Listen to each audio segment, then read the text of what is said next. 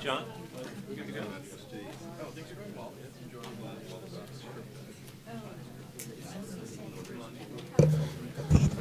Good morning, everyone. If I can ask you to either take your seats or if you're getting coffee, that's fine.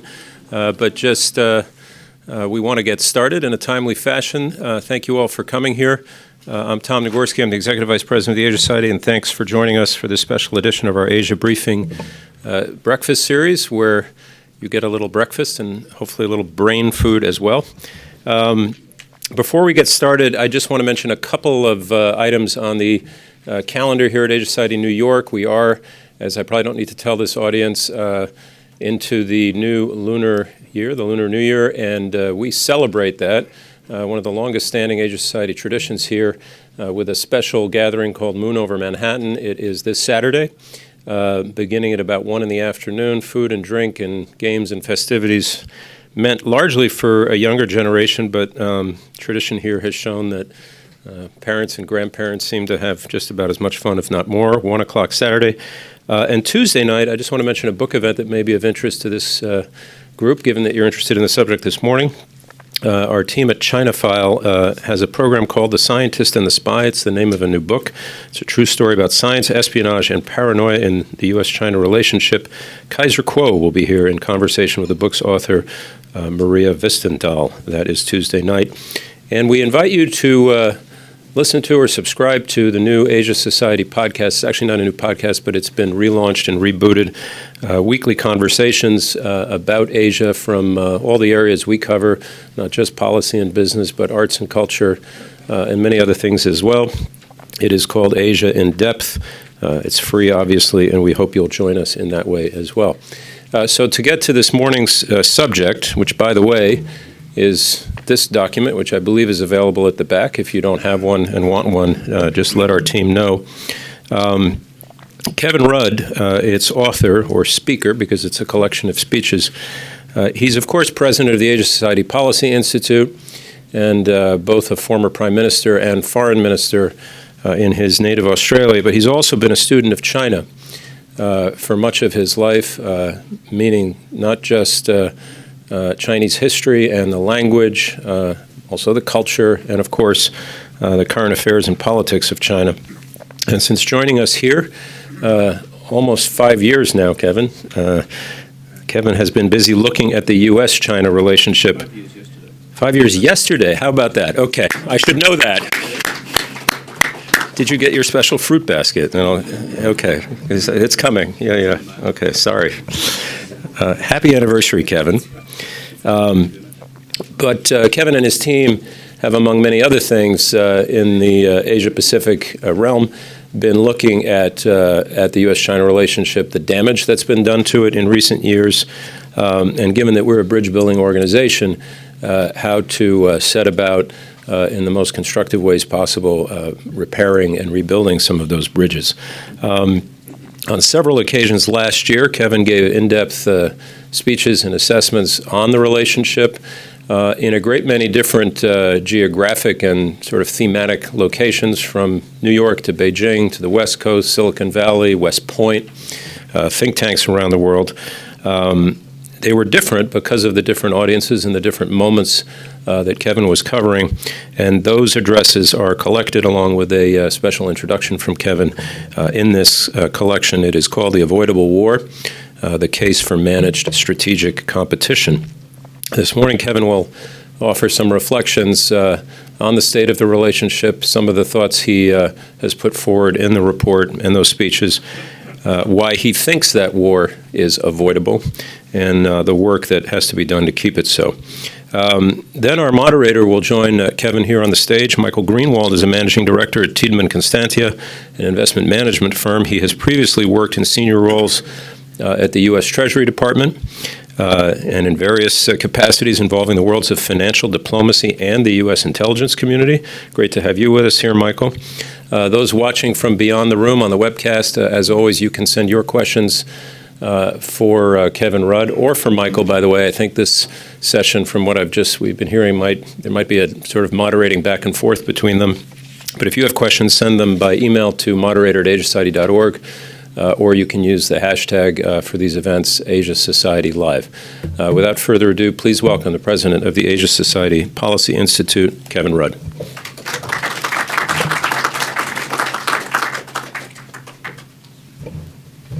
Well, good morning, everybody, and thank you for getting out of bed this morning and working your way to the office here in New York. And thank you, Tom, for the kind introduction. I see Frank Brown, one of our great trustees, Danny Russell, Vice President of the Institute, and a whole bunch of other people as well, so welcome. The reason we are here this morning is to talk about the long-term direction of the U.S. China relationship. And the collection of speeches, addresses, essays, call them what you will, that you should have a copy of by now, addresses aspects of this relationship over the last 12 months, pointing to the year ahead and the decade ahead. And some have asked me this simple question: well, why do you entitle this collection The Avoidable War? And why do you use that phrase more generally? And there's a very simple reason for that, and it's to do with the recent debate generated by my friend and colleague Graham Allison's book entitled Destined for War. When I first came to the United States, I spent a year up in Harvard, worked with Graham, and I appear in the endnotes of that book probably more often than I'd like. But it's a scholarly and collaborative exercise. And Graham's book, if you read it, it's an important set of case studies from history, 16 altogether, over the last 500 years, primarily from the West, occasionally from elsewhere, where they simply look at the phenomenon which he describes as Thucydides' trap, the inherent dynamics between rising powers and established powers, and what unfolds when we've had these transition points in history. And Graham's overall argument is that in the 16 case studies that he's looked at among great powers, both established and rising, 12 end in war, 4 is capable of avoiding war.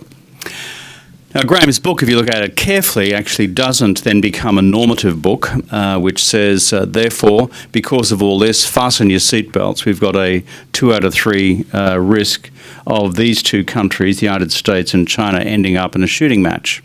He doesn't get to that level of predictability, or prediction, I should say. What he does argue, however, is that history is stacked against us. And that, I think, is an important and cogent and pungent point for those of us who are students of international relations history and political history more generally. So therefore, I take Graham's book as a cautionary tale. The publishers, wanting to sell books, gave it the title Destined for War.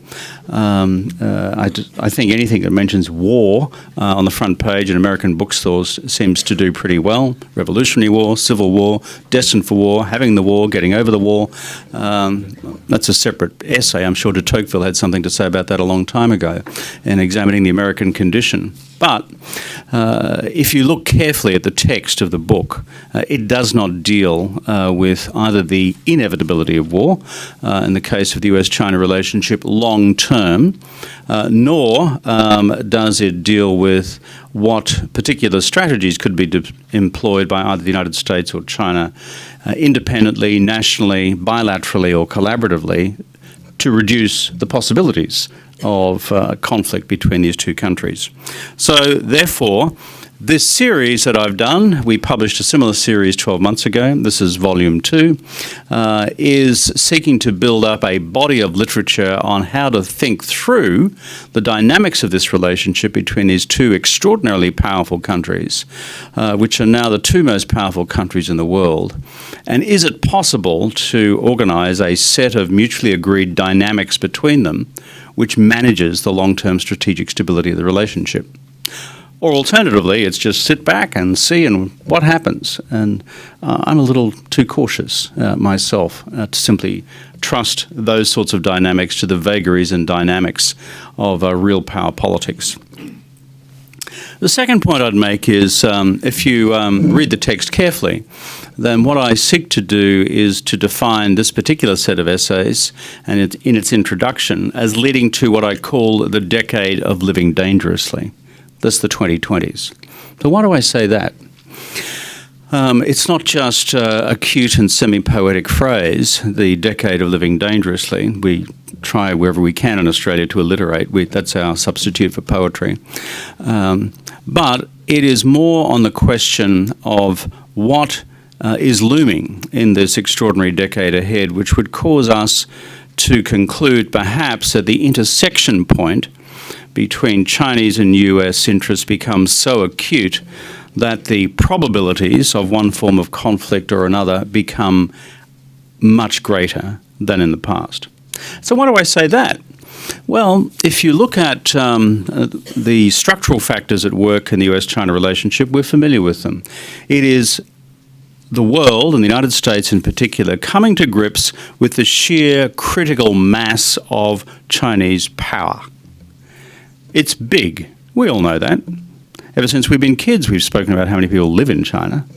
But when you aggregate that in the economy and then in China's military footprint, and of course its increasing technological capacity and reach, we are looking at the scale of an entity which for the first time in more than 100 years, this country, the United States, has to look at squarely and take seriously as a peer competitor. Now, in the good old days of the Soviet Union, I use the term advisedly, the Soviet Union was a global military power and was never a global economic power. In fact, the asymmetries inherent in Soviet power were clear and transparent for all to see. And so the opportunities then for the United States following Kennan's doctrine of containment and the long telegram from Moscow in 47-48 and the X article produced in Foreign Affairs in 48 was an executable doctrine because you could contain the global political and military activities of the Soviet Union without doing any element of damage either to the global economy, let alone your national American economy. This is vastly different. When you now have the world's two largest economies, which have high degrees of mutual engagement across all domains, not just the traded sector of the economy, which has been the focus of the deliberations in the trade war of the last 2 years, but also in foreign direct investment, most particularly in the $5 trillion plus capital markets industry, which brings these two giant economies together, but also in the vexed areas of technology, and also, as we'll discuss in our dialogue with Michael Greenwald soon, what happens with the currency as well. And so this introduces a whole new set of dynamics in the US China relationship which were never present in the US Soviet relationship, even at the height of the Cuban Missile Crisis through to détente and beyond. So those structural factors are at work, and they are large, they are driving in a particular direction, which, if Graham Allison was standing here in front of you this morning, would say, recreate again the dynamics of ultimate great power competition of the type originally foreshadowed in Thucydides in his great history of the Peloponnesian War, and what great powers do with rising powers, almost, but again, to be cautious about what Graham says as an inevitable consequence of those dynamics. So that's one factor, and if you look at those structural dynamics during the course of the 2020s, they're going to get sharper and sharper. Will the 2020s see finally Chinese GDP, calculated in market exchange rate terms, become a larger economic entity than the United States? Difficult, possible, depends on growth trajectories here, but most particularly on growth trajectories there. But it's certainly within the range of possibilities. In the 2030s, more probable than possible, simply because, again, of underlying population dynamics, but again subject to a number of variables. Whether the economic entity becomes larger than the American economy is, to some extent, beside the point. The core point is the comparability of the economic heft of these two economies will become closer and closer and closer. And similarly, militarily, when we look about the Chinese military, it's best to conceive of it in 3 or 4 categories. One is Chinese conventional military capabilities in East Asia, all organised around Taiwan contingencies, and what China in its own long-term military planning sees as necessary in order to cause the Taiwanese to conclude that it's in their best interests to find some political accommodation with Beijing, because the sotto voce message underneath all of that is, Uncle Sam knows how powerful we Chinese are these days. Uncle Sam would never risk one form or other of military intervention in a Taiwan Straits crisis. Therefore, my friends in Taipei, get used to it, get with the strength, come with the program. And so you see the balance of power against the full set of military capabilities in the East Asian theatre centred around Taiwan contingencies as now becoming much more evenly matched. And when the Pentagon in its own defence white paper now describes China as a peer competitor within the region, these terms are not used lightly in the American discourse. If you go beyond that and look at China's nuclear capabilities, China, of course, has a robust deterrent force. It is a force not that much larger than the independent nuclear capabilities of France and the United Kingdom. But China is now in the business of modernising that force and certainly hardening it against the possible deployment and effectiveness of America's own ballistic missile defence systems. And as a consequence, we need to watch carefully what happens in the nuclear space, which between China and the United States has been relatively stable ever since China developed its nuclear weapons capability in the 60s, and whether in fact we are now beginning to enter into a new phase of nuclear weapons competition as well. And then you go beyond that again to cyber and space, where China's capabilities are rapidly expanding, its national cyber capabilities, its ability to deploy and operate, for example, its own independent national and global equivalent or counterpart to GPS, which will become, by Dun, which will become fully operational this year, together with a range of other space-based communication systems. So aggregating those conventional nuclear, cyber, space capabilities quite apart from what China may be doing out of theatre in a conventional sense, Indian Ocean and even beyond. When the United States looks at China, this structural force unfolding, not only increasingly an economic competitor in real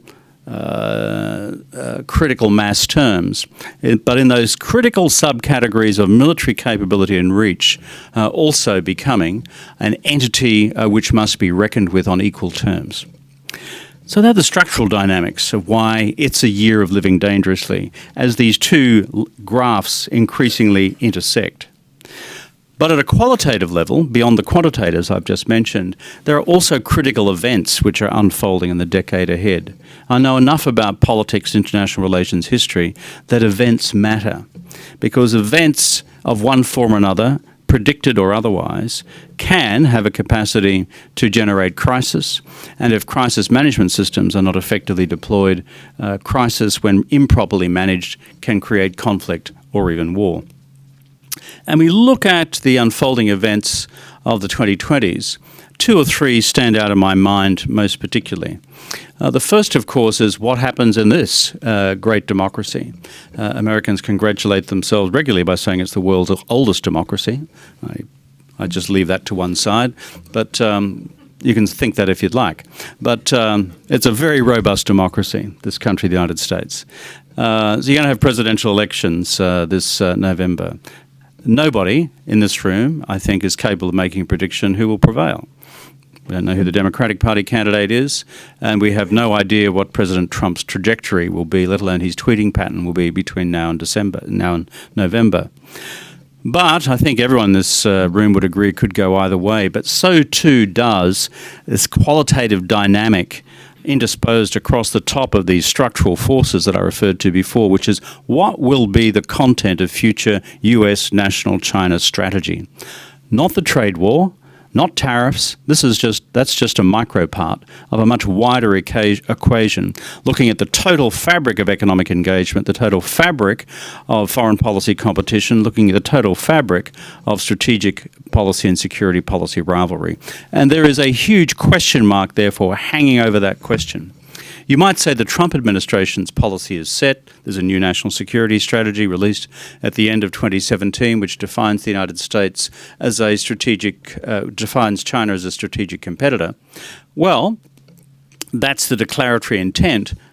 I think those of us who analyse this space carefully will say its operationalisation across the board has yet to be seen. And on the Democratic Party side, we are obviously in a process of party primaries, and we do not know yet the full and final composition of the Democratic Party's national security and foreign policy team, nor the likely content and its granularity of a Democratic Party president's national China strategy. What we can say, however, is that it will be as hardline as the Republicans. But given the Democratic Party's historical mind on this, it may be more systematic than what we've seen under, shall we say, some of the intellectually peripatetic wanderings of the current occupant of 1600 Pennsylvania Avenue. That's one qualitative dynamic. The second is what happens in Chinese politics. Part of my mission here in the United States is to remind Americans that China's got politics too. It's a different politics, but they've got politics. They've got domestic politics. You have a one-party state. It just doesn't happen every morning in a neat, seamless, predetermined, neatly tied up set of political outcomes.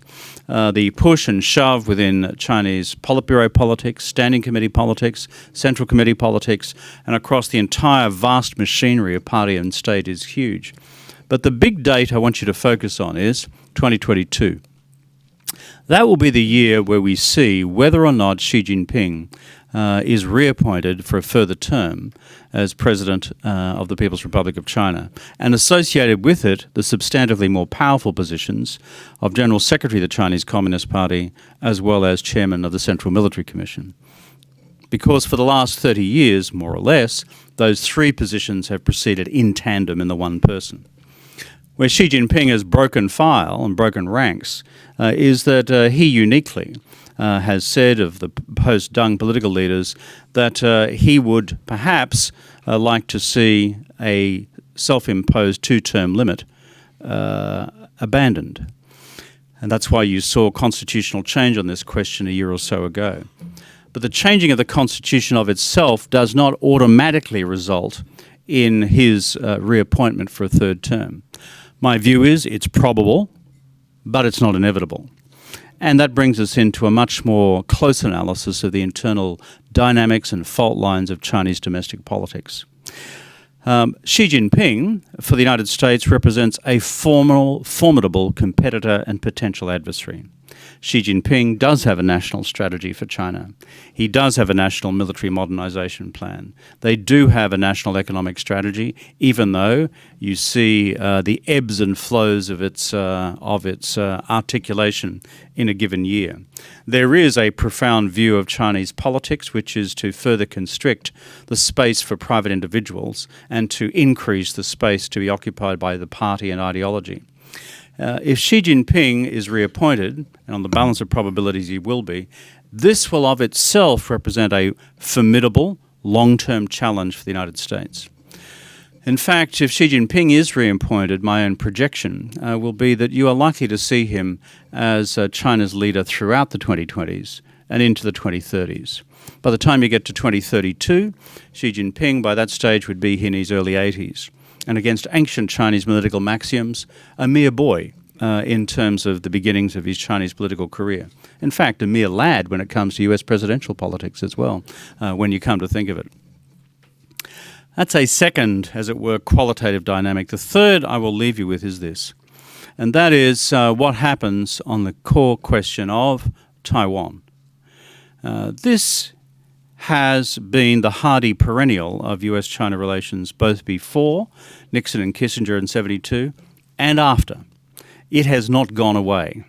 like most things in history, hard things are usually the subject of decisions by political leaders to just keep kicking down the road.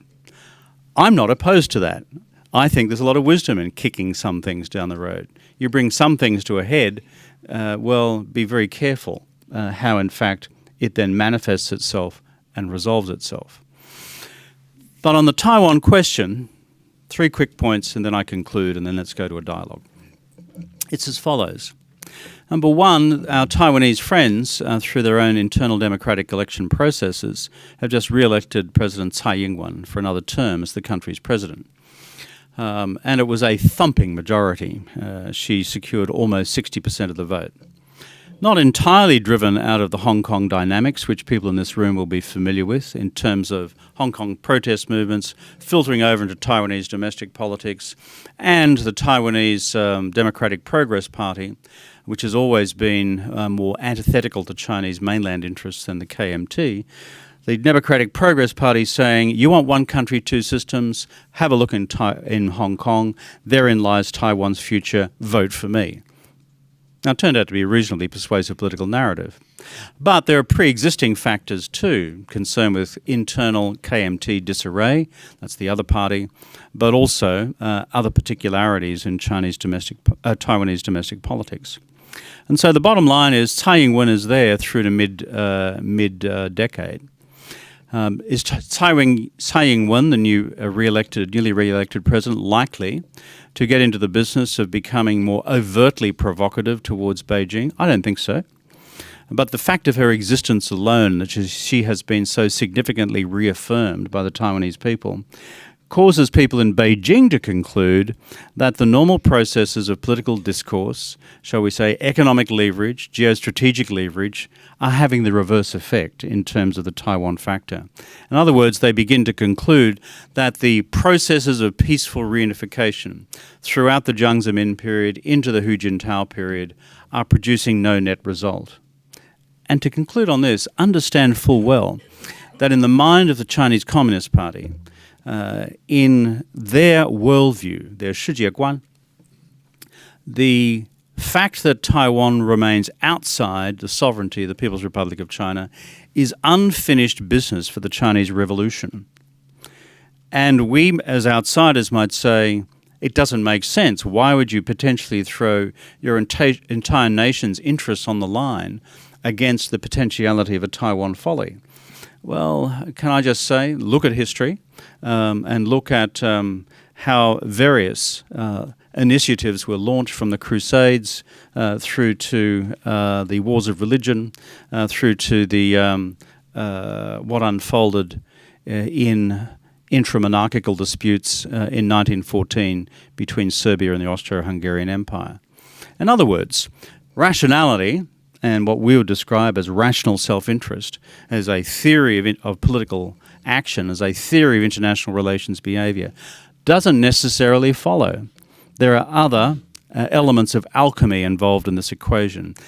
And add to that the particular political personality of Xi Jinping and a predisposition to want to see the Taiwan question finally resolved in Beijing's favour while he is in charge of the country. And that is why I call it the decade of living dangerously. Uncertainties in US politics, uncertainties but greater probabilities in Chinese politics in terms of 2022, and this looming, re-emerging, dynamic question of Taiwan. So fasten your seatbelts and come back to the Asia Society for further instalments. Thank you very much.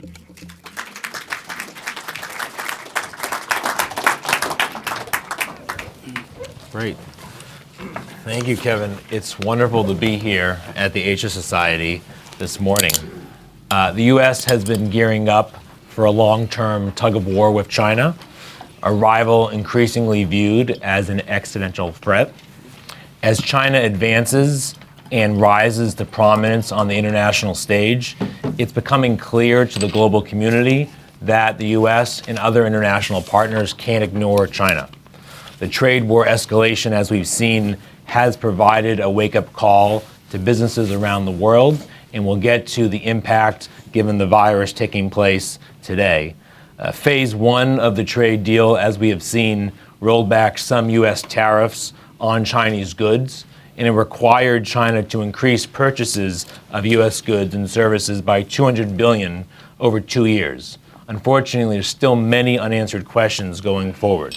And so even if the U.S. election temporarily pauses negotiations, it doesn't necessarily lessen a potential economic decoupling, nor answer many of the other questions on the horizon, such as 5G, U.S. businesses' use of unique technology, and semiconductors, as well as manufacture electric vehicles.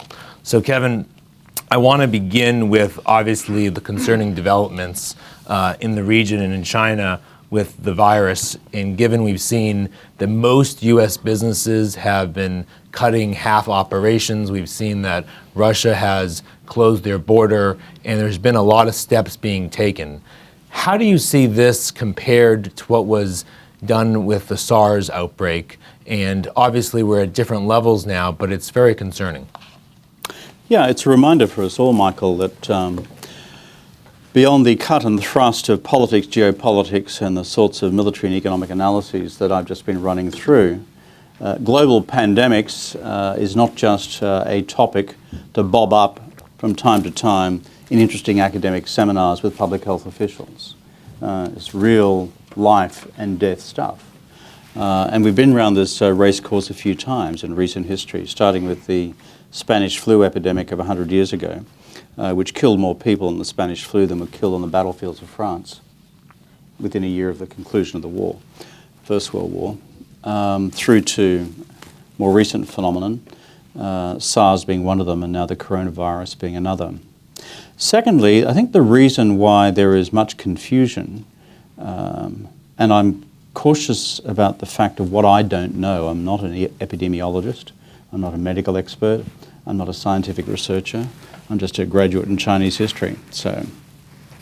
But having spoken to a few folks around the place in my own country, in this country, and indirectly with some folks in China, there continues to still be a level of scientific disagreement as to the precise nature of the virus. And that is on the core question of its uniform symptomology and on the core question of whether transmission does in fact or can in fact occur before the manifestation of symptoms. Now, the reason why that is such a critical public policy question is that it then directly feeds into the nature of your containment strategies. Writ large, quarantining; writ small, what do you do in terms of self-policing? So at the core of this, and we should be mindful of this before we criticise anybody in their handling of this, there has been a lack of resolution across the international scientific community of what exactly we're dealing with here. And there are very bright people in medical institutes in this country, in my country, and in Europe, and in China itself, literally working night and day to get their head around this. It's a complex scientific question. Second point that I'll conclude my answer with is the Chinese had a deep learning out of SARS. Yep. One of the advantages of the Chinese system of public administration, there are many disadvantages, but one of them is the ability to do lessons learned exercises. And I see a lot of this across the Chinese system in different policy domains. So what were the two core failings in SARS? Official secrecy, which meant that you had a huge period of time between first internal detection and then external notification. And then a lack of clarity in terms of contingency-based responses. What we can so far deduce is that the public notification of the virus was relatively early, certainly infinitely earlier than what occurred in the case of SARS. And while the quarantining strategies will appear to many of us to be draconian, they have been relatively swift and relatively comprehensively enforced. And we should always ask ourselves the counterfactual. And if that were not the case, where would we now be? So I think we need to have some patience and forbearance with our Chinese friends on this. It's difficult, it's hard, and in the midst of this discussion, I'll just say at a human level, put yourself in the minds of 10, 15 million people living in Wuhan at the moment who have essentially been confined to houses. They're small apartments for the better part now of a couple of weeks. The impact on people's personal morale, community morale, impact on families, what's happening to my small business, am I going bankrupt as a result of this? This is huge, and that's within one of China's largest cities, Wuhan, and now we see from this morning's press reporting we have evidence of the virus now in each of the Chinese provinces. So when we crunch the economic data on this, it's going to be an important consideration as well. I think also it's an opportunity potentially for the United States to play a collaborative role. I think we've seen the United States play that role in Pakistan and others when there's been disasters. So it'll be interesting to see how that collaboration moves going forward. I think on that, yeah, you're absolutely right, Michael. I was very pleased to see a statement from Vice President Pence yesterday at a very human level expressing solidarity with the Chinese people. That's not just a political statement. Underneath it all, there's a whole bunch of collaborative activity in the scientific community, which despite the U.S. China trade war, which despite all the other frictions in various countries' relationships with China, the academy rolls on and continues to do its stuff and tries to keep its head out of, quote, the political crossfire. And this is a good thing, because at times like this, you need all the academic doors, all the institutional doors, all the research institute doors wide open so that we can reach a common solution to a common problem. And bear in mind, if we were to go down to the main streets of Wuhan this morning and the main streets of Boise, Idaho, and said, guess what? If tomorrow we were to face a major pandemic in our respective cities and towns, what do you think is more important? The tariffs or getting this thing fixed and dealt with on a continuing basis? Right. I think the vote from most laobaixing, ordinary people in America and the United States would be, we understand the political differences, we're not stupid, one-party state, democracy, etc. But this stuff is core business to the sustainability of our communities, like climate is core business for the sustainability of the planet. So let's open those doors, and given your historical perspective and insight, to get a larger conversation on managed strategic competition. I know you've been focused on a framework, Kevin, of this competition in the bilateral relationship, and I think it'd be very helpful, given this background, to talk to us about your approach to this. Yeah. You see, as I look at the literature and the debate here in the United States and in China on how do you manage the relationship between the two giant gorillas in the global living room, China, United States, then there are kind of three bodies of literature which emerge, which is A, survival of the fittest, may the best man win, and I'm rooting for that team or this team, and I hope we win and I hope they lose. That represents about 70% of the global literature, both from within China and in the United States. Don't worry, the Americans don't have a monopoly of virtue on these questions. The Chinese have as big a problem. Second body of literature is one which says whatever we do is powerless and impotent because, to paraphrase what I said in my earlier remarks, that the structural forces at work here, just the dynamics of the critical mass of this massive rising economy, this massive rising investment footprint, this massive impact on capital markets and the massive impact of what China's doing in cyber and space, it'll determine everything as well as the American countermeasures. I don't hold that view. That's kind of a determinist view of history. So that kind of brings me back to the third body of literature, which is what I'm interested in. It's the hardest one, which is we still believe in something called human agency. That is, what diplomats do matters. I know it's an old-fashioned view. I would agree. But I kind of think it works. I've seen a bit of it, even at what I describe as, the retail scale of Australian politics. What national political leaders do in response to a given challenge matters. And changes the course of history, or can do so. The structural forces are still there, and these are shaping the terrain, but you can either go screaming off a cliff, or combined diplomacy can go, "Row!" And I wonder how that would translate in the transcript. But the former Prime Minister of Australia exclaimed with a large, unusual Antipodean noise at that point. But if you want a case study, and I think a deep learning for all this is, how did the United States and the Soviet Union manage not to blow each other's brains out? Because they got very close, and not just in Cuba. But the Cuban Missile Crisis had a phenomenal effect on the national security policy establishments of both countries when you got to the knife edge. And so where that then sent both countries in their internal dynamics is what we call the period of détente.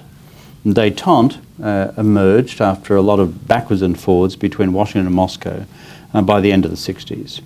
And actually it was that period of détente and the strategic understandings reached at the highest level between the Soviets and the United States about certain red lines not to be crossed, while still agreeing that it was a massive terrain for strategic and political competition around the world and a continuation of proxy wars in a whole bunch of countries in Latin America and in Africa. But in terms of the primary relationship, there was a new set of understandings reached. That is case study A, that diplomacy and politics matter. So for this U.S. China relationship moving forward, the core learning, I think, is that détente at that level, by which I mean a level of candour and sophistication in the highest level political exchange, dialogue and understandings between the leadership of the two countries, which continues over administrations, is central to this equation. Let me just finish as to what that should be. 5 quick points. 1, the balance of power is critical. China respects power and is contemptuous of weakness. So China is not likely to sit down in the room with 5 bunch of Scandinavian peace lovers and say, let's have a seminar on peace. That's not the way in which the system works. China's strategic literature for 2,500 years, 2,300 years, has pointed in the direction of a very realist view of power. So what America does domestically to sustain its economic power and its long-term technology power and its long-term military power is fundamental to this equation. So no one can push that to one side. It's a reality. And similarly from the Chinese side.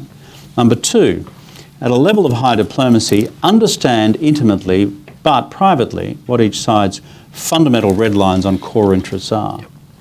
And understanding between the two countries which says if you cross those red lines, you'll enter into fundamentally destabilizing terrain. Number 3, really hard stuff in the relationship, which you would not normally be able to fix unless you had massive deployment of national political capital, like denuclearization of North Korea. Right.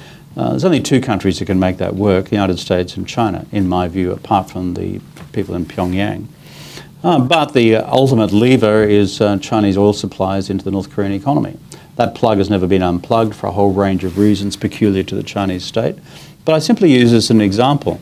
That is sort of 8.5 to 9 on the degree of difficulty scale for the U.S.-China relationship. Very difficult, but doable. By the way, if you pulled it off, think of the bilateral diplomatic and political capital which would flow back into the relationship between the US and China. Think of the bilateral diplomatic and political capital which would flow back into the relationship. Stuff that you should normally be doing anyway. Pandemics. Right. Pandemics plus. Add to that climate change and planetary survival. You're the world's 2 largest emitters of greenhouse gases. It is axiomatic, in my view, whatever the politics of any administration, Beijing and Washington, is that your own national self-interest must drive you into rolling collaborative behaviour. Otherwise, you kill the planet. And then finally, and 5th, is there is an ideational debate. There is an ideological debate. The Chinese development model, Jingji Mo Shi, was basically a Jingzheng Mo Shi, political economy model of China. Let's call it state capitalism, for want of a better term. Beijing doesn't like that term. It's a term that I use. But there's that model. And then we have, in the United States and other democracies, we have a liberal democratic capitalist model. And so if you look at the literature between the 2 countries, not just on human rights, but economic development and more broadly, and preferred forms of governance, there's an emerging competition for ideas. Not as sharp and as stark as in the Cold War between the Soviets and the United States, but it's there. So what's my attitude to this fifth domain? 百花齐放, 百家争鸣, which is let 100 flowers bloom and 100 schools of thought contend, and may the best man win. And if we've got confidence in what we would call a Western body of ideas anchored in concepts of individual freedom, then frankly that was likely to prevail. If the Chinese are confident in their development model, then it may prevail. But the ideational fight will be had on the basis of what works in different environments around the world. So the 5 pillars of what I describe as managed strategic competition, anchored in the historical learnings of détente, are along the lines I've just described. So that's very helpful. I think before we turn to Huawei, the UK decision, and China's role within climate, and we've been talking about Belt and Road, potentially Chapter 2, and the weaponization of the US dollar, I'd love to get your thoughts domestically, Kevin, about starting with Chinese domestic politics related to the nature of Chinese domestic governance, the anti-corruption campaign, the end of term limits, and the modernization of the PLA, how it's diverged from even past Chinese leaders' ruling practices. Where do you see Chinese domestic politics trending, especially amidst the slowing economic growth, and potentially with some weakness in some of the Chinese banking sectors that are not reported as much? Wow, that's a big question. I could reflect on the future of the Chinese novel as well, if you like, and recent trends in modern Chinese literature, but I'll leave that to one side. I think all I'd say to a gathering like this, and I may have said it before here in New York, is in politics, leaders matter. And in Xi Jinping, China has a strong leader. A strong leader in the sense that he has a defined worldview, which I think is a Marxist-Leninist worldview, and a clear domestic political program, which is about the reassertion of the power of the Chinese Communist Party over the rest of Chinese politics administration, and let's call it the ideational debate. And hence you see a contraction in academic freedom in Chinese universities. You have a less clear script on the future of the Chinese economy because Xi Jinping, because of his statist preference, is much more skeptical about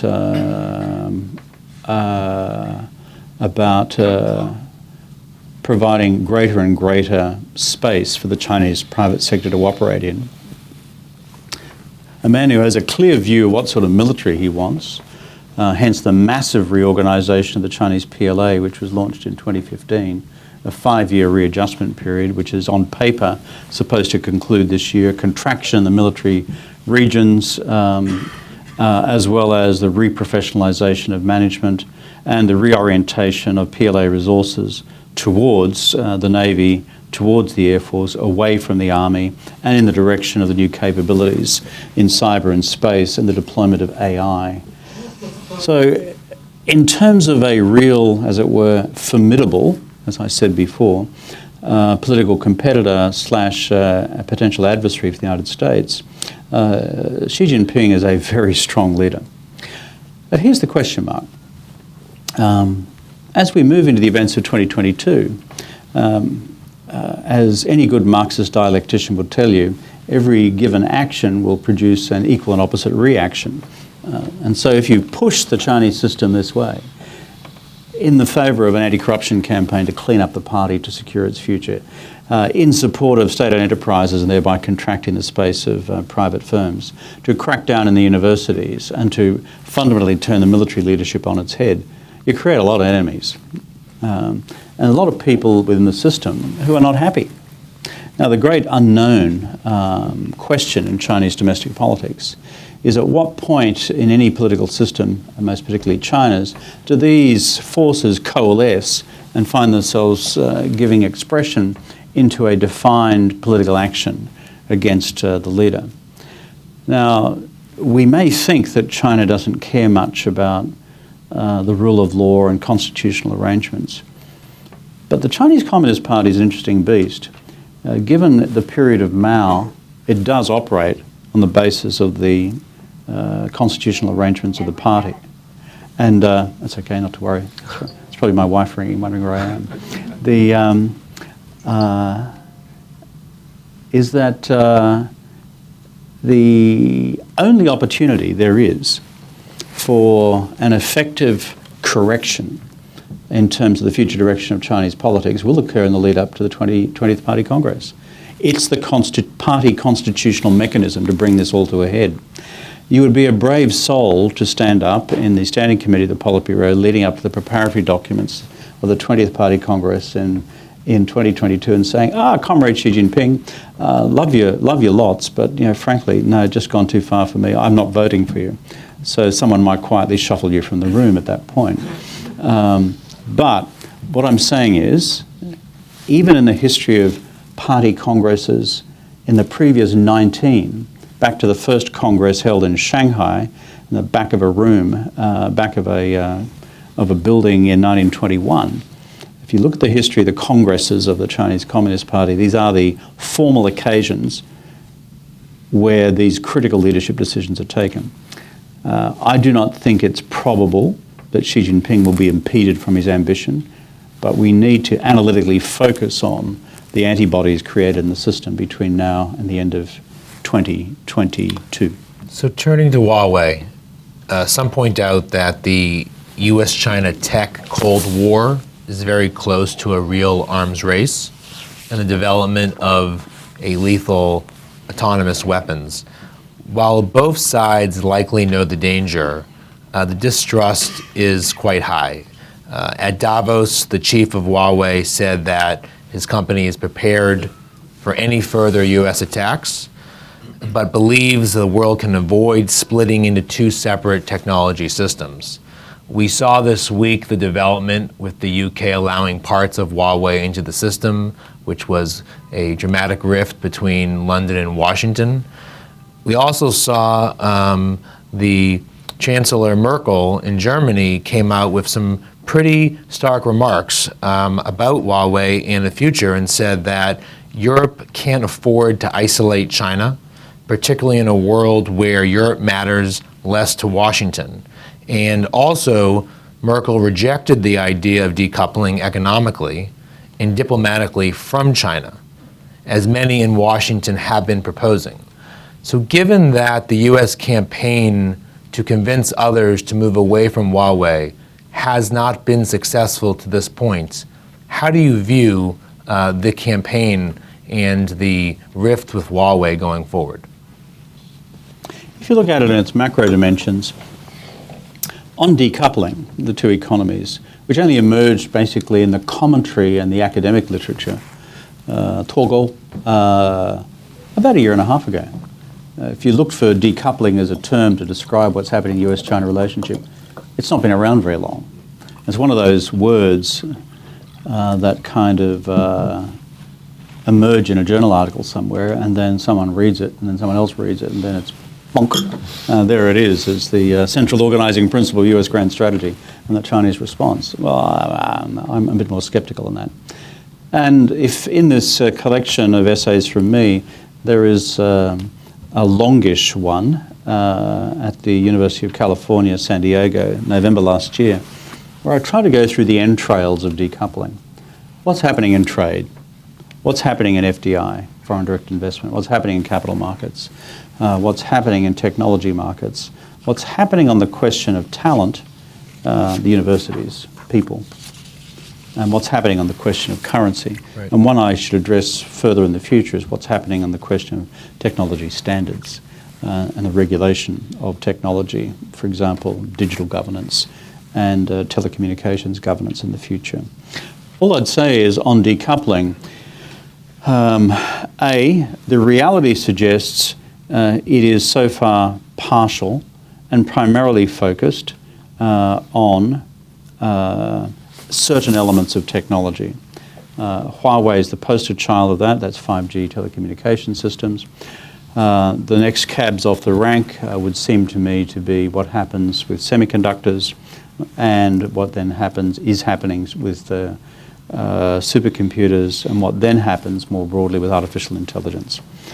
And there's a view in both capitals that he who takes the commanding heights on artificial intelligence commands the future, and ultimately the resolution of who has the balance of power in their favour and the high strategy, the grand strategy of both countries in this decade of living dangerously.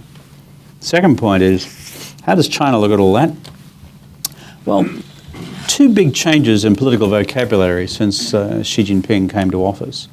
One is the rehabilitation of the term struggle, 斗争, which was a term which was last used really during the Cultural Revolution, because class struggle defined the Cultural Revolution. And if you read your Marxist classics, struggle is the essential dynamic of an ongoing revolutionary party. Deng Xiaoping said, we've had enough of that, too much struggle, thank you very much, let's go make some money. And so everyone said, yay, let's go make some money. And that's basically been the organising principle since 1978, with not a huge amount of dissent. Chinese folks like making cash as much as they do here in Park Avenue. And the bottom line is, however, that with Xi Jinping's deliberations on the future of the Chinese Communist Party, he said, we need to struggle again for the party's future. In his famous speech to the Central Party School, Dang Xiao, last year, the word struggle, this old Cultural Revolution term, was used 56 times. And so that's one thing. And it suggests a more binary view of politics at home and abroad than we've had in the past. The second, and directly related to the tech war, is this, 自力更生, national self-reliance.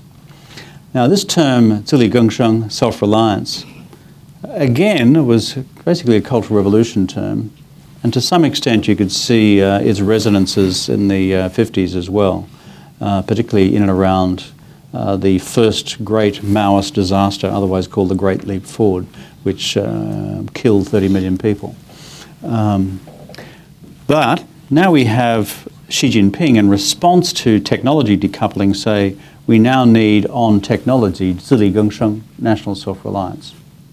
And the overwhelming redirection of China's national resources in the direction of saying we must therefore have comprehensive indigenous capabilities across chips, semiconductors, as these are the arteries in the engine room of all that flows in the rest of the technology platforms for the future, most spectacularly artificial intelligence. And as far as semiconductors are concerned, where does that industry anchored and has its great strengths in the world? Here in the United States, led by companies like Intel. But also in Taiwan with TSMC and also with Samsung in Korea. And the industry would say to you that the Chinese are somewhere between 5 and 10 years behind, depending on the category of chip that you're looking at. So, the reason I say that is China at the highest level of politics has now concluded that the United States wishes to progressively shut these doors. As a consequence, they've now locked themselves into a national strategy of self-reliance. Will it succeed or not? Open question. But on this technology front, if I was looking to the decade of living dangerously, it will become progressively more binary. What happens in the other domains of decoupling is a more open question. So let's get to a few more and then we'll take some questions from the audience. I'd like to turn first to the issue of trade. With the completion of Phase 1 deal, some have questioned the feasibility of purchase targets and the broader question of enforcement. How likely do you think it is that the Phase 1 deal first will remain intact? And so what do you think would be the most substantive inclusions in a Phase 2 deal, given China's reluctance to implement structural reform and the U.S.'s reticence to reduce tariffs? We've discussed, obviously, the weaponization of trade, the weaponization of currency, which we can get to, but this seems to be the looming question moving forward. Yeah, I think the fact that there's a Phase 1 trade deal is of itself good. It's a ceasefire in the trade war. And people say, oh, it's only a ceasefire. Well, ceasefire is better than live fire, in my view. Live fire, people still get hurt a lot. Ceasefire, less people get hurt. And within a ceasefire, you've still got a whole bunch of tariffs. In fact, about 80% plus of American tariffs still in place, as well as the retaliatory tariffs from the other side. But at least it's not continuing to head south. That is, it's not continuing to get worse. So that of itself is good. Second is that I think it's a tribute to the absolute perseverance of the two senior trade negotiators. I think Bob Lighthizer, is a highly professional individual and with a difficult mandate to execute, given the political environment within which he operates. He's done a good job. Similarly with Liu He, given all the contending forces of domestic Chinese politics.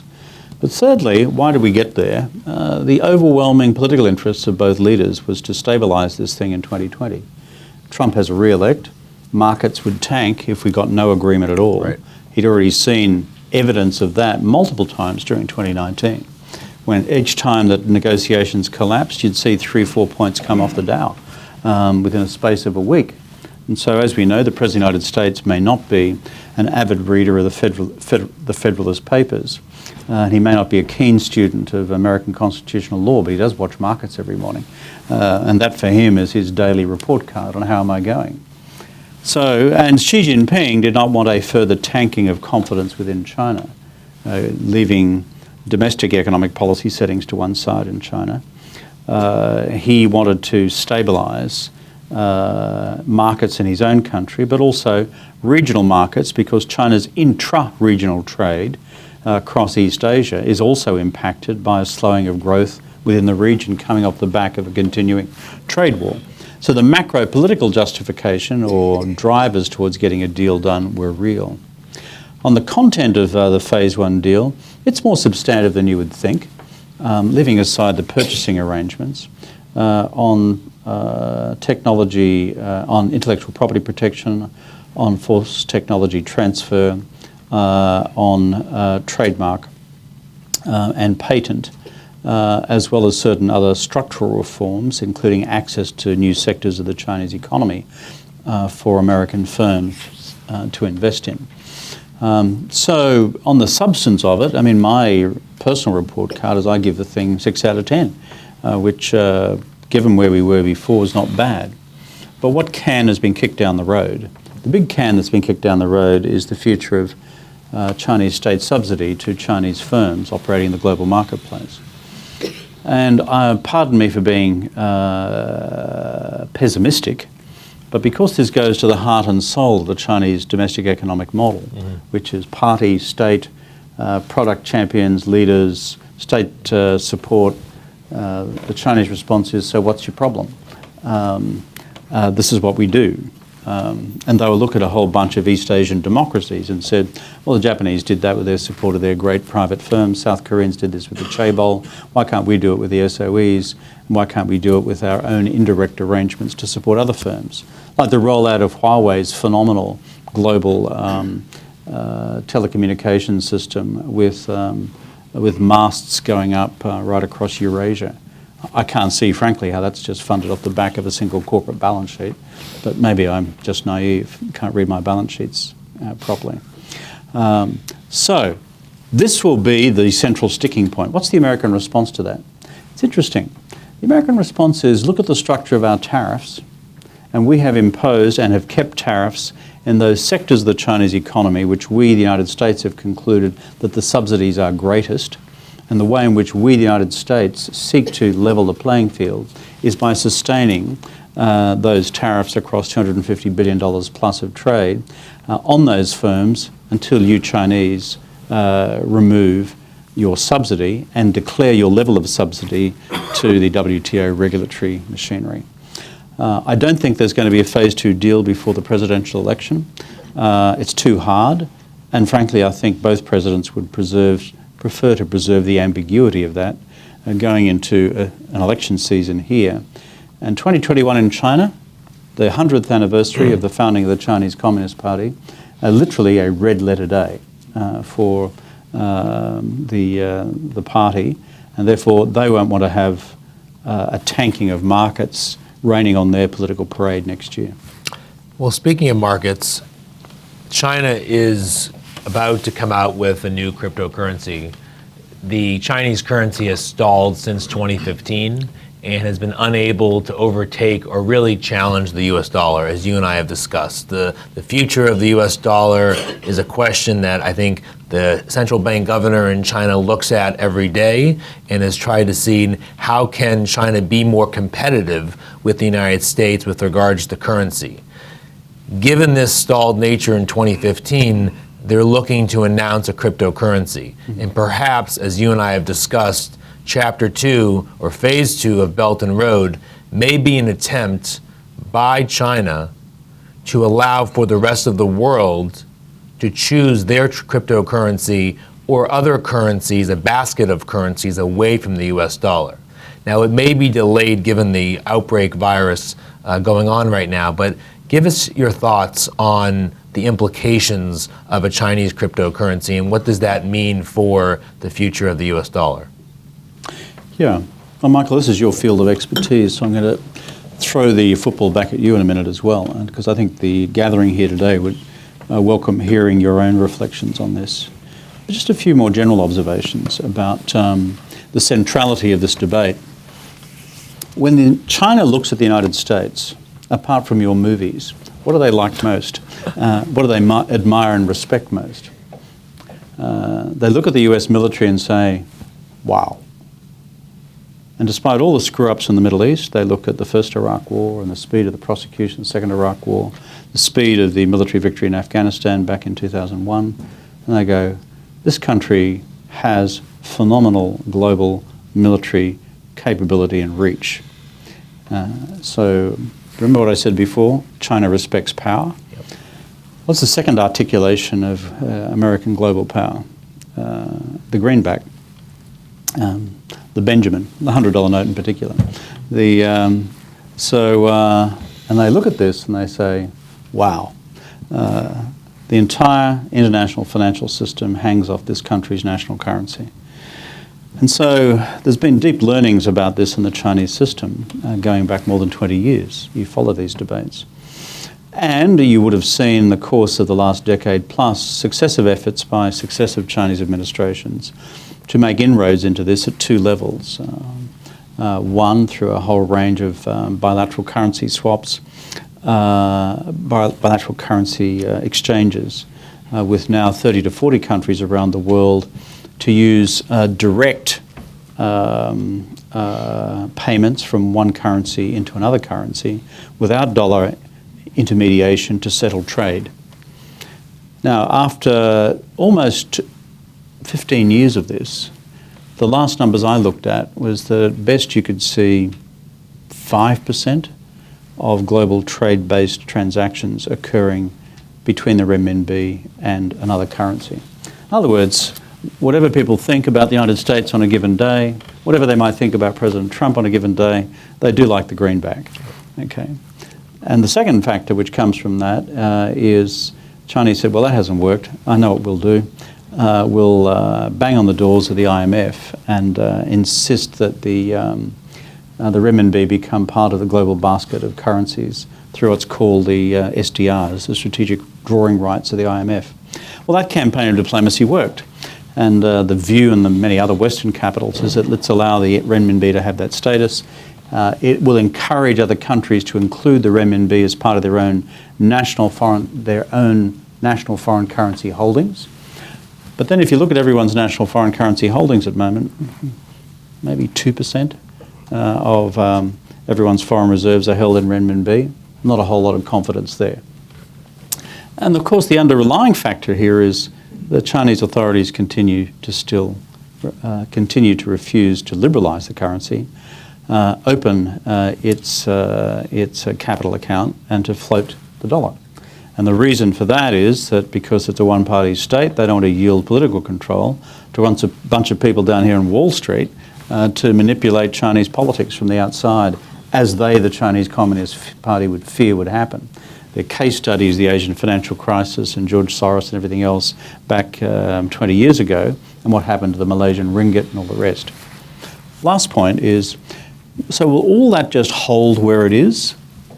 On the float question of the renminbi, I wonder, and this is where I want to hear your views before asking yours on crypto as well, I wonder whether the Chinese game plan on the renminbi proper is simply to wait until the relativities of the two economies fundamentally change, that the ability of any American or European hedge fund, to do anything serious in relation to the Chinese currency, if it then liberalised, will be so small as to be an entirely manageable risk. And it is that point, when we are so big, that we will finally float the renminbi and open the capital account. Question mark. And that one's for you. On crypto, though, tell me what you think. I'm fascinated, and we should have a chat with everyone else here. Sure. I mean, I think first on renminbi, I think with the decision with the UK and Huawei, you're going to see a tremendous amount of more trade between China and the UK, and that's going to be a good case study to see how that currency can operate in London moving forward. I think on the Chinese cryptocurrency, it's a stated policy in China to avoid the dollar at every possible turn. Because once you operate within the dollar with regards to sanctions and other areas, the United States has a stranglehold over that system. And so I think the key role for a successful Chinese cryptocurrency is not only for its central bank to come out with clear terms, but to convince other central bankers around the world that this is a good thing to pursue. And once you get central banks signing up, which many are developing this policy internally, then it'll become more legitimate, it'll become more prominent. I don't view it as overtaking the dollar, but just the competition with the dollar and this new narrative that there are alternatives. And China can provide almost a roadmap for other countries how to go around the dollar, how to evade the dollar, how not to interact with the dollar. That will be a success for China. Yeah, I think I agree with you. I mean, I often said this to American audiences in this room and beyond. Just be careful about dollar weaponization. Be careful what you do. If you deploy too many tariffs and other forms of, too many financial sanctions, particularly unilateral sanctions, which don't go through the UN Security Council, it's not just, Russia, China, Cuba, Venezuela, North Korea that get upset. Others look at this and say, wow, what's the future? Secondly, look at the European response to the American decision unilaterally to repudiate an agreed national decision of the previous administration on the JCPOA on Iran. The consequence of that was not just that that's the end of the Iran nuclear deal, something I just disagree with as a matter of public policy in itself, but the roll-on consequences, which is this administration then saying to the Europeans and others, you continue to violate sanctions, our unilateral US sanctions against Iran, which are now in place given the repudiation of the JCPOA nuclear agreement, then we will take sanctions action against you as well. So when you have the Germans, the French, Mark Carney from the Bank of England, and others saying, well, screw you. Sorry, I'm sure they said more nicely than that, but not really. And when you've got the Bank of England saying, and the government of the Bank of England saying, we need an alternative currency in the world, China begins to win this fight. Europe becomes the global swing state. As U.S.-China relations becomes more binary, Europe, because of its aggregate economic mass, to some extent its aggregate military capability, if it ever got its act together, and its political voice, is seen by the hardheads in Beijing as the swing state of the future. Merkel's statement in this context is particularly important, and where Germany goes, Europe soon follows. And I think that is a perfect segue into questions. I think, to your point, Kevin, China sees this as the perfect storm for attacking the dollar. And if the United States is savvy and smart moving forward, the dollar should be used as a scalpel, very targeted, with very clear measures behind it. And when it gets out of that scalpel and it gets too large and it gets weaponized, others will work to go around it. And I think what you've seen with Mark Carney, which very respected, gave a very important speech in Jackson Hole to lay this out over the summer, it's very troublesome. And I think moving forward, how whether the next Trump administration or the next Democratic administration, the playbook on how the United States is going to use the dollar in a multitude of ways is going to be critical, not only to U.S. national security, but our economic, political security around the world. I think that's absolutely right. So rather than using a scalpel, the current administration is using it as one of those kind of meat axes from a scene from Braveheart. And as you just sort of lop limbs off around the world on the way through. I'm glad we got a Braveheart reference in, but I'd love to turn some questions from the audience. Yes, right here.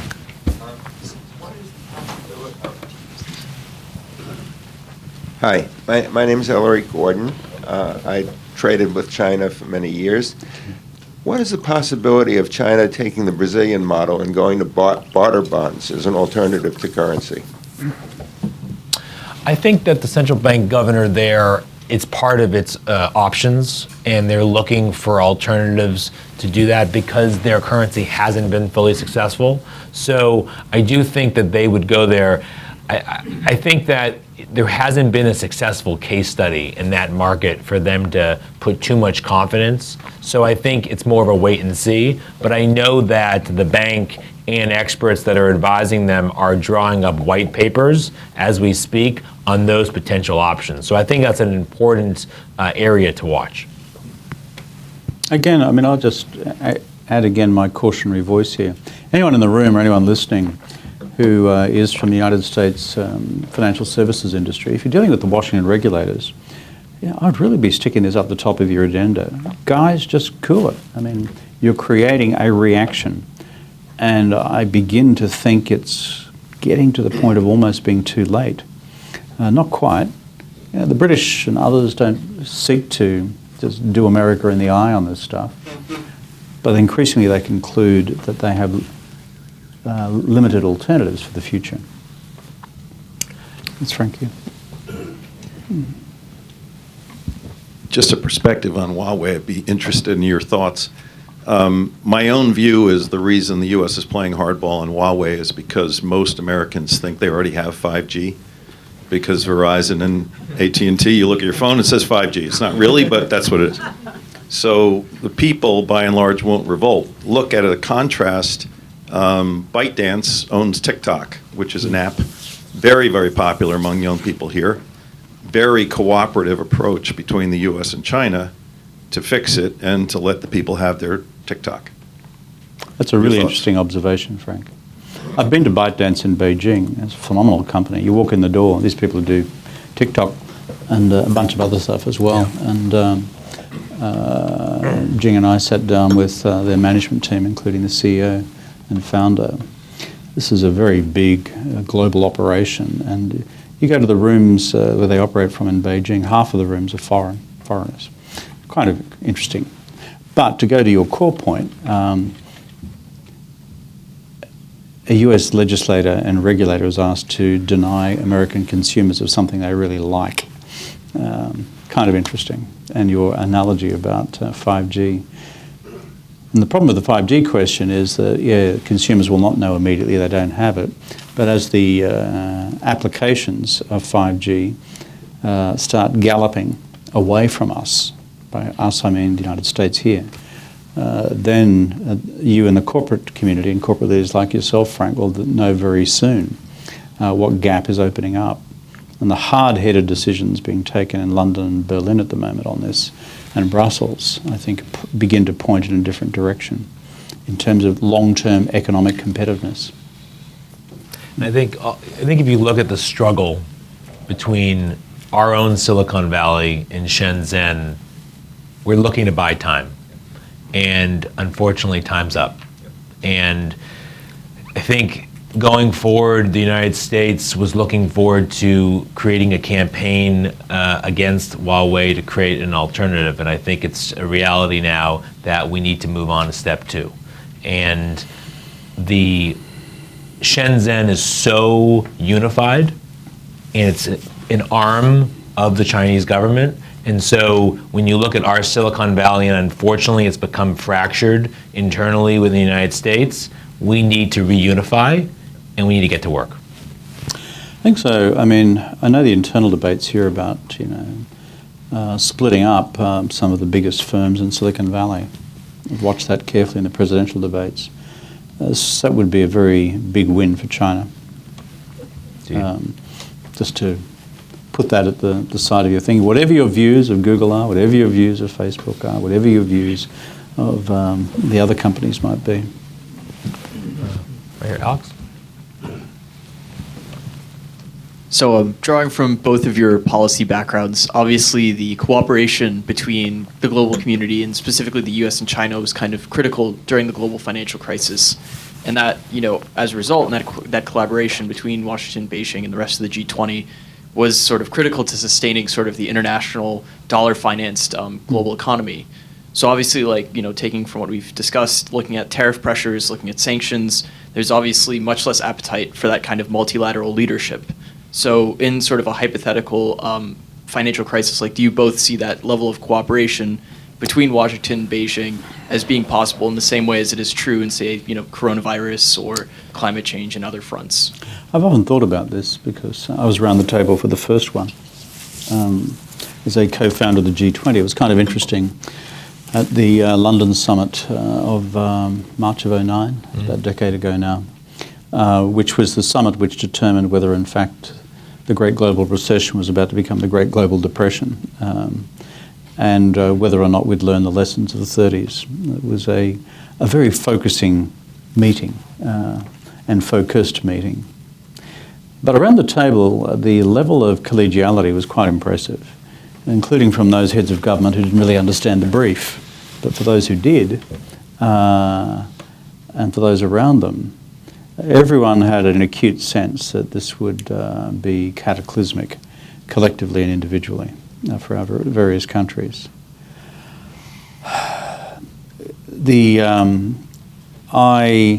hope that in the face of a similar crisis, that the same collegiality can be resuscitated quickly within the G20, but I'm more sceptical for simply the accumulated scar tissue between the various participants from then till now. I hope that common sense would prevail. Second point, though, is the whole point of the G20 mechanism and the Financial Stability Board, which it created to undertake long-term regulatory work across the global financial system, which is of itself controversial. Too far, not far enough, the usual debates in terms of the regulatory hand. It is designed through its own regulatory approach to reduce massively the risk of a quantum crisis of the type that we had before. It's not just capital adequacy ratios, it's not just too big to fail regimes, it's corporate remuneration schemes, risk alignment, all those factors.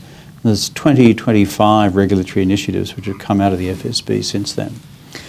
And if you modelled it against the probability of another crisis coming through, yes, it still exists. Is it less? Beyond my pay grade to tell you. But the whole machinery we created at its less spectacular level was this grinding machinery linked between Basel, the Basel Committee, Bank of International Settlements, as well as the FSB machinery, all sitting up there in humorless towns in rural Switzerland, chunking through this stuff on a daily basis, working out how to prevent that sort of systemic crisis arising. I hope that work is in reasonable order. I think it's in reasonable order. But to go back to your core question, it will be harder to do, not impossible to do, next time round at a political level. I see that a crisis of that magnitude would bring unity. We don't want China to fail. We want good competition, make each side stronger, but it's not in anyone's interest. And if you go back to where we were when SARS did outbreak, given a crisis of that scale, we're so much more interconnected economically with China today. And so it's critical for there to be collaboration. And so I would be surprised, given the economic predictions, that there would limit macroeconomic spillover as much as possible. Good. Right here in the back. By the way, how's our time going? I don't want to keep people too late. Yeah, 5 minutes? Got about 5 minutes to go. Good. My watch has stopped, so I've got no idea. what time it is. I noticed that. It says stopped. It's an expensive watch, which doesn't work. Sorry. Shaquille Ahmed, I work for Soleil, a global trading and advisory company for consumer products groups. How empowered is the Chinese consumer?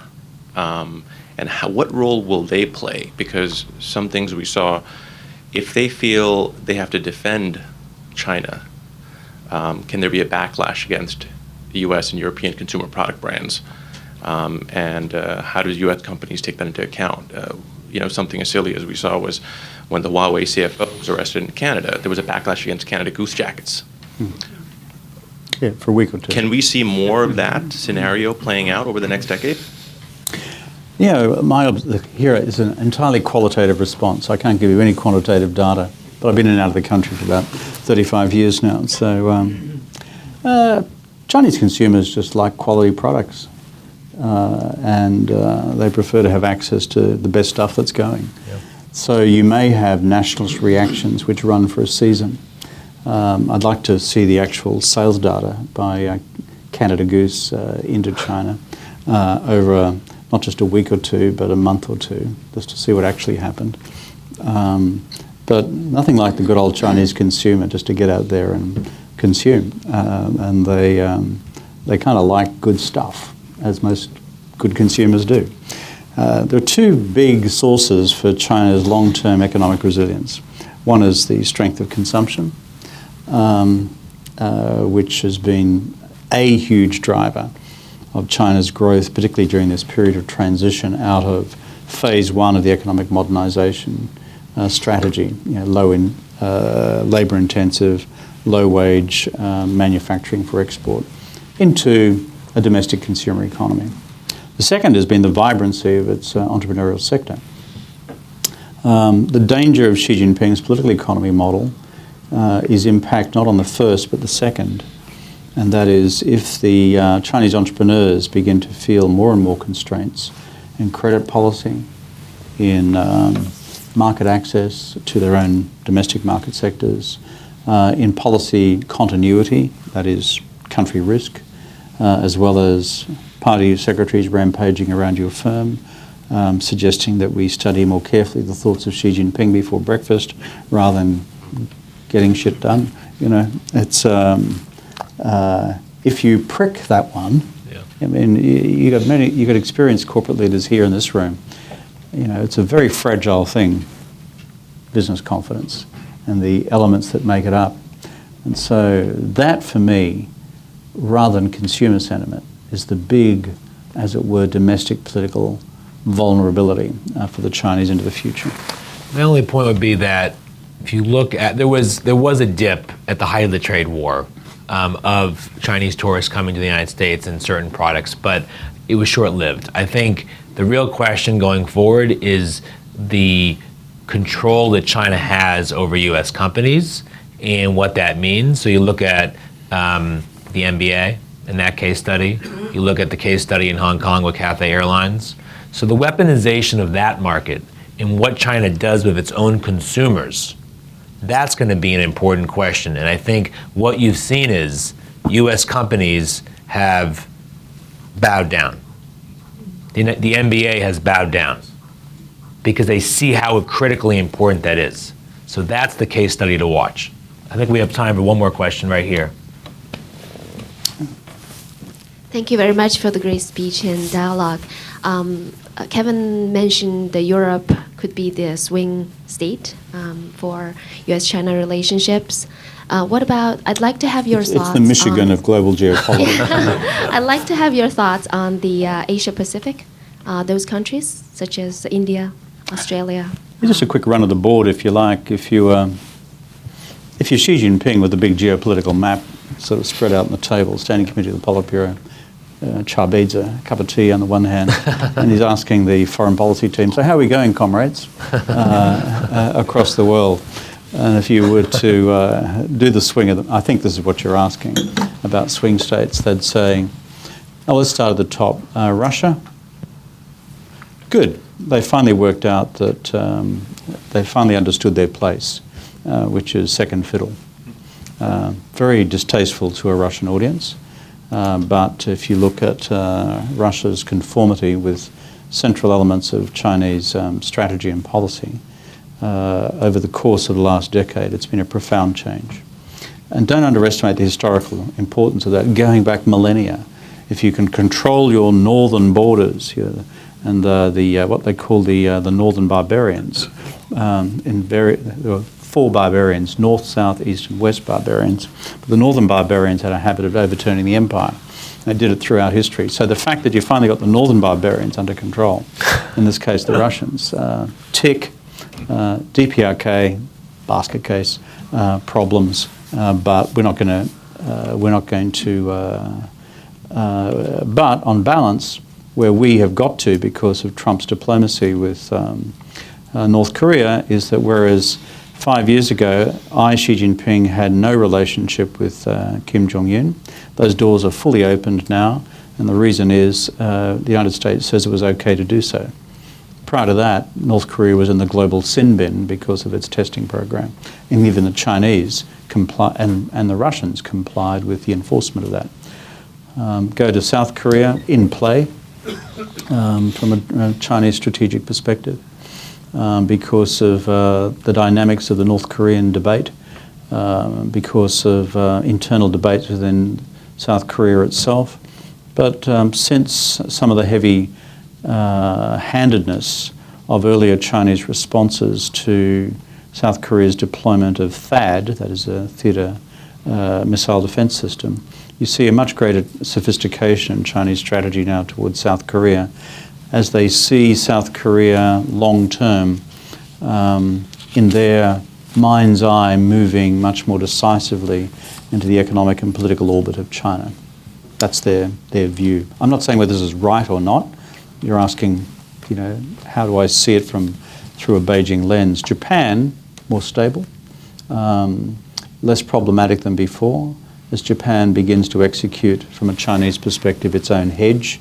That is, having been 7 years in the sin bin, no high-level visits in both directions. You've now had Abe and Xi Jinping seeing each other 3 times in the last 18 months, and you can have a major state visit to Japan by Xi Jinping in March, I think, Danny, is that right? April.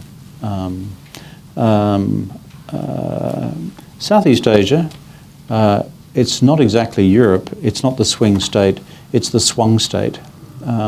That is, it is swung more decisively in Beijing's direction off the back of the size of the Chinese economic footprint, but with a couple of caveats. The caveats are, again, China's predisposition to overreach in the South China Sea, and the recent frictions with the Indonesians in particular, which I would have thought was entirely avoidable, have nonetheless got Jakarta's back up in a way in which I've not seen in a long, long time from President Jokowi. And finally, if you were to go to South Asia, India, similar category to Japan, beginning to hedge. The rest of South Asia, Belt and Road, Maritime, Silk Road, significant port developments, Danny Russell's excellent work on the Belt and Road Initiative here at ASPI. So if you looked at the overall strategic map of wider Asia-Pacific, sorry? Australia. Oh yeah, another island down there. There you go. But for reasons of partisan historical engagement, I couldn't possibly comment. But anyway, just looking at, let's call it, continental and archipelagic Asia, apart from large islands hanging off the south of it. Xi Jinping's overall perspective over the last 5 to 10 years is it's been untidy, but to use this sort of ancient, not ancient, but from their view, robust Soviet analytical category, the correlation of forces, putting it all together, they'd say it's better for us than it was 5 to 10 years ago, and that they believe that this is swinging still more in their direction. Now, whether that's empirically sustainable in each country is a separate question which we don't have time for. But overall, they'd be relatively happy, which is remarkable given the domestic fragilities within China's political economy model, and remarkable given the rigidities of Chinese politics I referred to earlier on. and remarkable given, frankly, the state of the bilateral relationship with the United States. If I was the United States, the next administration, I'd be having a fundamental rethink about total Asian engagement, and certainly I'd start with Southeast Asia. Kevin, thank you so much for the conversation today and to the HS Society. Thank you, Michael, for being with us. Michael Greenwald. Thank you, folks.